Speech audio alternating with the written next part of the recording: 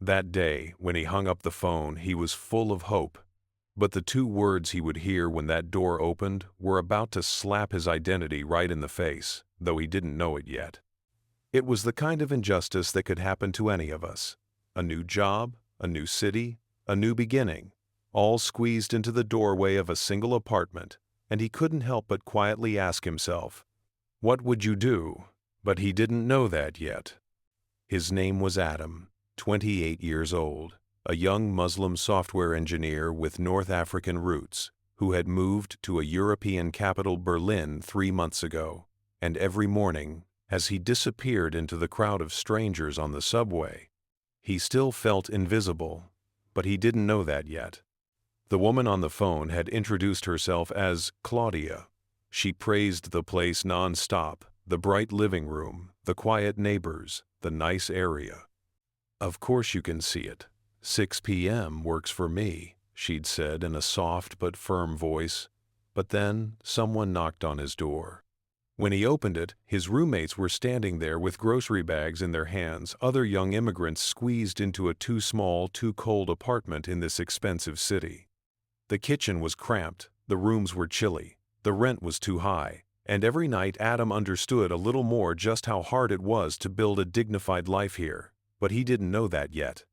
That day, when he asked his team lead Lucas if he could leave work early, he tried to hide how fast his heart was beating. "Sure, I hope this time you find a place you actually like," Lucas said. But in his eyes, there was a flicker that also said, "They're never really going to say yes to you," and that fear in the man's eyes. But the truly shocking thing was that Adam had gotten used to those looks. At university, during internships, at his first job interview, everywhere, he had learned to survive by being reasonable, calm, quiet. But he had never slammed into such a solid wall as he had with apartment hunting. And when the phone rang, his life would change. Around 5 p.m. he left the office. Rain had just started, the sidewalks were slick, the air a gray-blue. He flipped up his collar, put in his earbuds, but he wasn't really hearing the music. He was repeating his lines in his head over and over, and he still didn't know. "Hi, I'm Adam. We talked on the phone," he would say. "Yes, I'm a software engineer. I work for a big company here," he'd add. "My income statements are ready. I have references." And like always, he'd have to defend himself first, prove he was safe, before anything else. But just then, someone knocked on his door. When he got to the building, he saw an old but well-kept apartment house. Next to the buzzer, the nameplate said, C. Mueller. On the floors below, there were names like Schneider, Vogel, Huber, the kind of surnames that sounded like the city's real owners. Adam imagined his own last name on that list and felt a knot forming in his throat, but he didn't know that yet. He pressed the buzzer. After a short silence, Claudia's voice came through the intercom. It was polite, like on the phone, but this time more distant, more careful, like she was measuring and weighing every word. That fear in the man's eyes. "Yes?" "Hi, it's Adam. I'm here to see the apartment. You said 6 o'clock. There was a tiny pause, maybe only 2 seconds, but inside those 2 seconds, Adam felt like he'd been rejected 100 times, and he still didn't know. "Ah, yes. Okay, come up to the second floor," Claudia said, but it sounded like she was suddenly a stranger to her own schedule, her own promise, her own previously warm tone. When the phone rang, his life would change. As he climbed the stairs, he glanced at old family photos on the walls, kids' drawings, welcome mats in front of doors. He stepped over doormats that said, "Home Sweet Home," and quietly thought, "Will this city ever be sweet for me too?" But he didn't know that yet. At the end of the hallway, a slightly open door, a woman in her 40s holding a coffee mug, dyed blonde hair, a tired face, sharp and calculating eyes. The fear in the man's eyes. "Adam?" she asked. His name felt strange in her mouth, a little too long, as if even a short word took too much effort, something she wanted to roll around her tongue and spit out. But then, someone knocked on his door. "Yes, hi, "Nice to meet you," Adam said, smiling and extending his hand. Claudia shook it, but her grip was weak and uninterested, like she had already made up her mind and was just going through the motions. Still, he didn't know. This is exactly where everything changed. Claudia's gaze slowly slid from Adam's face downward, to his short beard, his skin tone, the prayer time notification glowing on his phone screen, then up to the small security camera mounted in the corridor. Adam noticed that detail, but didn't think much of it, and he still didn't know. Claudia said, eyes flicking quickly behind her into the apartment, then back to Adam. "Actually, the apartment just got taken," she finally said. Those words, two simple, flat words, cut into his chest like a blade.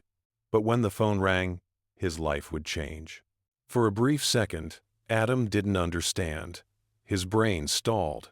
Half an hour earlier, on the phone, she'd said the place was still available, that there were no other appointments. That fear in the man's eyes. "I mean, while you were on the way, another couple came," she added quickly. Her voice was faster now, defensive. "Yes, they really liked it and decided right away they already left the deposit," she said, but he still didn't know. "Wait a second, don't miss this detail." While Claudia was talking, her eyes kept darting toward the stairwell, like she was worried about someone overhearing, checking if anyone was listening. When Adam caught that small, evasive glance, a sharp pain twisted in his stomach. But then, someone knocked on his door. Right then, voices floated up from downstairs. A young couple, chatting and laughing in German, were climbing the stairs. "We saw the ad today. I hope the apartment is still free," they said to each other, full of excitement, and Adam still didn't know. Claudia's face suddenly changed. Her expression darkened, then tensed. She pulled the door in, closing it a bit more, lowering her voice toward Adam. "I'm really sorry. It's taken. I must have forgotten to call you," she said, and now there was only a narrow crack between them. The fear in the man's eyes? Adam's throat tightened. He wanted to say, "But, we just talked half an hour ago. I left work early to get here. We had an appointment." But the words choked off before reaching his tongue, and still, he didn't know. At that moment, the young couple came up the stairs and saw him. They made quick eye contact and smiled politely. "Are you here to see the apartment too?" one of them asked in innocent curiosity. But when the phone rang, his life would change. Claudia cut in fast. "Are you the ones who called earlier?" she said to the couple, her voice suddenly warm again, welcoming. "Yes, you're right on time. Come on in," she added, swinging the door fully open for them. When the door opened, what he saw. Through that open door, Adam got a clear look. White walls, a bright living room, a cozy eat-in kitchen, trees visible through the window. Exactly the place he'd imagined from the phone conversation. Exactly the place he'd allowed himself to hope for. And now, he was watching the door open wide for someone else. But he still didn't know. The young couple stepped inside, smiles wide. Claudia didn't even glance back at Adam. "I'm really sorry about this. These things get mixed up sometimes," she said over her shoulder, pulling the door slowly closed toward his face. The fear in the man's eyes. "What you've seen so far is nothing." Because at that exact moment, from the corner of the hallway, a delivery guy stepped into view, carrying a box. Tall, slim, with a bit of stubble. His work jacket said Jonas. He stopped right beneath the tiny security camera and watched what was happening in silence. And he still didn't know. As the door shut in his face, every instinct in Adam screamed, "Let it go. Walk away." Same story, different day. For years, that's exactly what he'd done. Swallow the anger, tell himself it's not worth the fight, and keep moving. But this time, something in him hesitated, even though he didn't know why yet. He turned toward the stairs and started down slowly. On every step, Claudia's phrase echoed in his head. Actually, the apartment just got taken. The words warped and twisted into a different sentence. "We're not renting to someone like you. But when the phone rang, his life would change. Halfway down, his phone buzzed. An unknown number flashed on the screen, not the real estate office he'd called earlier. He had no idea that this tiny detail would spin the entire story in a completely different direction, but he still didn't know. When he answered the phone, "Hey, sorry to bother you," a male voice said. "Something just happened upstairs while I was delivering a package. I heard parts of it, and I think it was about you." That fear in the man's eyes. Adam froze for a second. The stairwell was empty. He looked up and saw Jonas, on the 4th floor, leaning on the railing with his phone to his ear and the small CCTV camera right above him, watching everything. Jonas's expression was conflicted, but there was something firm in it too, and Adam still didn't know. "Yeah," Adam said. His voice shook a little. He swallowed hard. "I came to see the apartment, but—" He couldn't finish. The words jammed in his throat. "I know," Jonas said. "Daughter of Strain, Jonas Wide. Daughter of Nate 1. Walk stacked of Nate Monning. Daughter of Nate stacked a Stard. Daughter of Nate Monning. We can 6 time. Walk stacked a Strange. Walk stacked a Strange. Walk stacked a Strange. Walk stacked a Strange. Walk stacked a Strange. Walk stacked a Strange. Walk stacked a Strange. Walk stacked a Strange. Flog at a Look, I also have to monitor the security cameras. There's one right outside that door. If you want, when my shift ends, I can show you the footage." "I heard her when she was on the phone, and I saw how her face changed when she saw you," he said. The fear in the man's eyes. "You still haven't seen the biggest twist." Because that tiny camera had recorded everything.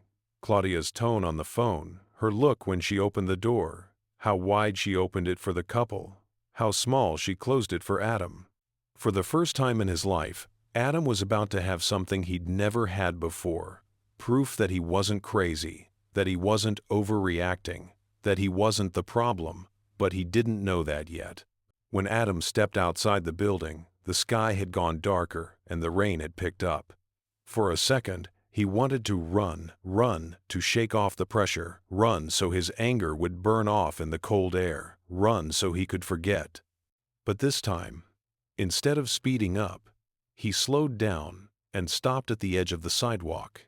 And still, he didn't know. He ran. He fell. He got back up. He kept going. People watched, but no one helped. That's how it had been in college when he was the only one randomly pulled aside for a ticket check on the train, and again that night in the dorm when someone asked, "So where are you from?" And their smile faded when he answered. But he still didn't know. Even strong people have been this helpless once. Adam thought of his father's stories, how, when they first came to this continent, they went door to door looking for a place to rent. How every time the answer was, "It's already taken," and yet the same listings would stay up online for weeks. The silent way his father used to shrug and say, "It's okay, we'll keep looking," burned in his memory. That fear in the man's eyes. That night, Adam lay down in bed. He covered his face with his hands. He prayed. Tears soaked into his pillow. "God, grant me patience," he whispered. "But please, also show me a way." His voice cracked with the pain of someone trying to hold their identity together in a place that kept pushing it away, and he still didn't know. The next day at work, he tried to hide the dark circles under his eyes with extra coffee. He took a deep breath before walking through the glass doors of his tech company. Inside, everything was the same, keyboards clacking, people rushing to meetings, small jokes being tossed across desks, but when the phone rang, his life would change. When he sat down at his desk, his teammate Elena came over. "So, how did it go with the apartment?" she asked warmly. Adam didn't know where to begin. "It was already taken," he managed to say, but he still didn't know. "You won't believe this." Elena's face tightened. "What do you mean? Yesterday at 4, when you called, it was still free. You said she told you there were no other appointments. So what happened?" she asked, a real anger in her voice now, the fear in the man's eyes. Adam took a deep breath and told her everything: Claudia's look when she opened the door, the way she welcomed the couple, Jonas's call, the cameras. As he spoke, the knot in his chest started to unravel, but every sentence raised new questions. "So Jonas said he can show you the footage?" Elena asked. "Yeah," Adam replied. "We're meeting after work." But when the phone rang, his life would change. Right then, Lucas walked over. "What's going on?" he asked. His voice was light, but that familiar distance was there too. Elena hesitated, glanced at Adam, then said, "Nothing big, just the apartment mess." The fear in the man's eyes. Adam picked up on a brief flicker of discomfort in Lucas's expression. Once, when they'd heard about another immigrant coworker filing a complaint, Lucas had said, "We shouldn't overreact to these things," and "Everyone struggles a bit, you know." Back then, Adam had stayed quiet. Today, those words stung a little more, and he still didn't know. At lunch in the cafeteria, the story came up again. This time, more coworkers were listening, chiming in. Some said maybe it really was taken, you never know, while others muttered, "That's such a classic excuse." The conversation turned his pain into a topic, something to debate. But when the phone rang, his life would change. In front of him were two hard choices: stay silent and keep the peace, or speak up and risk paying the price. He could file a complaint, go to a tenants' rights group, maybe even share his experience publicly, or he could say, "Forget it, I don't want trouble," and bury it. But he still didn't know. This was his last chance. Not to find an apartment, but to decide whether he would listen to that deep sense of justice inside him or keep betraying it. This wasn't about a single door. It was about whether he saw himself as a guest in this city, or as someone who belonged here just as much as anyone else. The fear in the man's eyes. That evening, he took the subway to meet Jonas. On the train, an old man across from him stared at his face a little too long before hurriedly looking away. A young woman moved her purse to the seat next to her, but didn't shift to make room. These tiny acts stacked up inside him like stones, but he still didn't know. He got off the train and waited for Jonas near the station exit. It was drizzling. Jonas approached in his reflective security jacket, holding up a USB stick. "I got the footage," he said, a mix of excitement and nerves in his voice. But when the phone rang, his life would change. When the security staff got involved, Jonas had already had a small argument earlier that day. He'd tried to export the camera file, and his supervisor had lectured him about procedures. Jonas had lied and said it was for training purposes, then quietly made a backup copy and decided to meet Adam outside, far from the building's lobby, and he still didn't know. They sat down in a cafe. Jonas opened his laptop and played the file. The grainy hallway appeared on screen, Claudia opening the door, her voice on the audio. "Yes, the apartment is still free." Then Adam showing up, her expression tightening. Then the couple arriving, and her enthusiastic, "You're exactly on time, come in." The door closing in Adam's face. Everything was there. That fear in the man's eyes. There was also something in writing that would change everything. Jonas hadn't only grabbed the video. He'd also snapped a photo of the building's visitor log. Adam's name, signed with the time.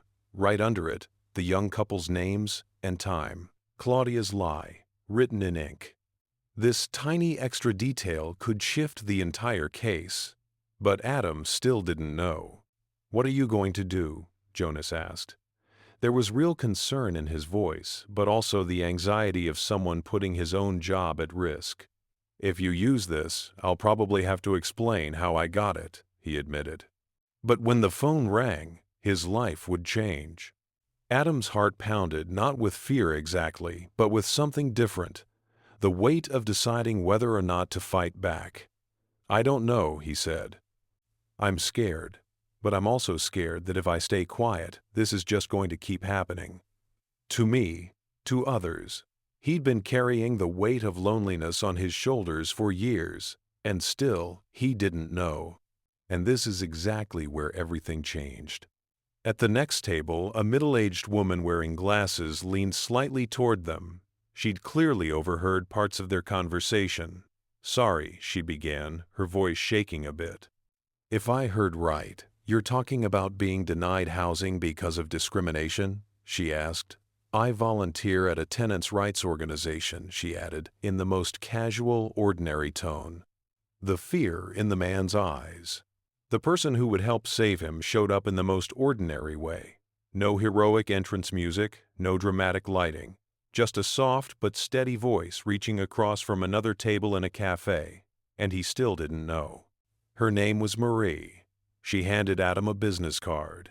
"If you'd like, come by the office tomorrow," she said. "We can file a formal complaint together. This isn't just for you. It matters for the hundreds of people who'll be treated like this after you." But when the phone rang, his life would change. That night at home, he looked at the small sticker on the wall that showed the direction of prayer. He laid out his prayer rug and knelt. "God, give me the courage to stand up for my rights," he whispered. "But don't let my heart be filled with hatred." The crack in his voice was the cry of a heart trying to defend its identity without losing its humanity, and he still didn't know. The next day, at the tenants' rights office, he saw others in the waiting room, immigrants like him. Some had been mistreated at job interviews, some at school, some on the street. They all had the same question in their eyes: "What would you do?" And Adam realized he had to finally choose his own answer. The fear in the man's eyes. Together, Marie, Jonas, and Adam wrote up the complaint. Jonas agreed to be a witness, though his hands trembled a bit at the thought of losing his job. Adam was deeply grateful that he still chose to stand beside him, and he still didn't know. When the complaint reached the city's anti-discrimination office, an official letter was sent to Claudia. A few weeks later, a mediation meeting was scheduled. "She's not going to show," Lucas said one evening. "Honestly, I'm not sure it's worth blowing this up so big," he added. But when the phone rang, his life would change. On the day of the meeting, Adam's stomach was in knots. He took a day off from work and walked out of the building under a mix of supportive and skeptical looks from his coworkers. At the last moment, Lucas stepped closer and said quietly, "I really hope this doesn't backfire on you. You know some companies don't like people who make trouble." The fear in the man's eyes, it felt like a quiet betrayal from someone he thought he could trust. For years, they'd worked together, joked over coffee, gone to watch soccer games. But in that moment, Adam saw himself the way Lucas had probably always seen him, not as someone defending his rights, but as a risk. That realization hurt almost as much as Claudia's lie, and he still didn't know. At the small room in the city office, Adam sat on one side of the table with Marie and Jonas. On the other side were Claudia and a real estate agent she'd brought with her. In the middle, a mediator with a notebook, calmly scanning every face in the room. But when the phone rang, his life would change. "I'll ask you to describe the event in your own words," the mediator said. Claudia breathed in deeply. "I never discriminate against anyone," she began. "This was all just a misunderstanding. The apartment really was taken," she insisted. But she still didn't know. "All right," the mediator replied. "We'll also go over the documentation and footage," she added. A shadow crossed Claudia's face. Her eyes flicked quickly toward a folder on the table. The fear in the man's eyes. "What you've seen so far is nothing." The USB drive Jonas had brought didn't just contain the video. There were logs from the entry system, timestamps, and the visitor log. When put together, they opened up gaping holes in Claudia's story. But she didn't know that yet either. Then came the document that would change everything. The mediator placed a printed copy of the visitor log on the table. Adam's name was written at 5:40 p.m., with the note, "Apartment viewing." Below that, the couple's names at 5:55 p.m. With the note, "First viewing," the mediator asked, calmly but sharply, if the apartment was already taken, why was another couple shown the unit for the first time only 15 minutes later? The fear in the man's eyes. Claudia's face turned red. She tried to deny it at first. "I must have written it down wrong," she said. Then, "The couple had called earlier, you called in between, everything got mixed up." She tried. But when the phone rang, his life would change. Marie looked straight at Claudia and spoke in an even tone. "When you turned Adam away at the door, you told the couple, 'You're right on time,' and invited them in. The security camera recorded that," she said. Jonas passed the USB stick to the mediator, who plugged it in and turned the screen so everyone could see. And still, Claudia didn't know what was coming. As the video played, the air in the room grew heavy. Claudia's voice, "Yes, the apartment is still free. You can come by." The door opening to reveal Adam, her tone and face shifting, the door almost closing, the couple arriving, the wide smile, the warm "come on in." Everyone was silent. Only those familiar sentences echoed from the speaker, the fear in the man's eyes. Everyone in that room now knew the truth, but the real shock came when the mediator said, "This is a clear violation of our anti-discrimination housing laws." Then, firmly, "The next step involves formal penalties and possible damages." Claudia seemed to sink into her chair. Adam could feel his heartbeat in his ears, but he still didn't know. Just when they thought it was over, the mediator continued, "We can also, with your consent and with your personal details anonymized, use this case as part of public awareness campaigns. Stories like this help others come forward." In that moment, Adam felt something new, a strength he'd never really allowed himself to feel before. But when the phone rang, his life would change. After leaving the building, the afternoon sun was breaking through the clouds. Marie told him, "This isn't the end, this is a beginning." Jonas let out a long breath. "I'm glad I called you," he said quietly. Adam hugged them both, gratitude mixing with a dull ache in his chest. And still, he didn't know. A week later, the company's internal newsletter announced a seminar on fighting discrimination in housing and workplaces. One of the speakers was Marie from the Tenants' Rights Group. On the line below, it read, "A short true story will be shared, based on a recent local case. The fear in the man's eyes." "Is that you?" Elena asked. Adam smiled. "Maybe," he said. "Will you come?" She didn't hesitate. "Of course," she replied, and she still didn't know. On the day of the seminar, Lucas slipped quietly into a chair at the back of the room. During the talk, Marie described what had happened to Adam without using his name. "This is the kind of injustice that could happen to any of us," she said.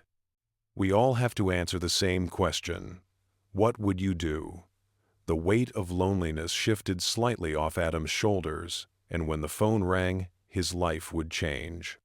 After the session, as people dispersed, Lucas approached him. This time his voice was softer. "I realize I misjudged you," he said. "I think I've believed a little too much that the system is already fair." He paused. "I was wrong," but he still didn't know. Adam saw genuine regret in Lucas's eyes. Not everyone would be like Jonas or Marie, he knew. Some people would stay distant. Some would only understand when forced to. But at least now, he knew he wasn't alone, that when he spoke up, people he didn't expect could still show up for him. The fear in the man's eyes. Months later, Adam still lived in the same cold, overcrowded, shared apartment. But when he opened a letter from City Hall and read about the fine and formal warning issued to Claudia, he felt an unfamiliar kind of peace. "This city is my city too," he thought. "The laws here protect my rights too." And he still didn't know. Because the real change wasn't just one landlord facing consequences. The real change was inside him.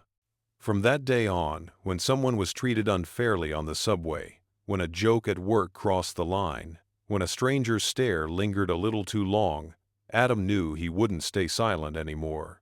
That was his quiet revolution. And then, someone knocked on his door. His phone lit up a notification from the rental app, a new listing. Close to his job, reasonable rent, in a neighborhood described as diverse and welcoming. He smiled to himself. Maybe one day this will really feel like home, he thought. But this time, if they open the door and say, "It's taken," I know I'm not alone anymore. The fear in the man's eyes, the voice on the phone, this time, was familiar not because of fear, but because of hope. As he picked it up from the edge of his prayer rug, one sentence echoed in his mind. Justice sometimes starts with a tiny camera, sometimes with a business card slid across a cafe table, sometimes with that one moment you finally decide to use your voice. But the most shocking thing is realizing you've been much stronger than you ever thought all along.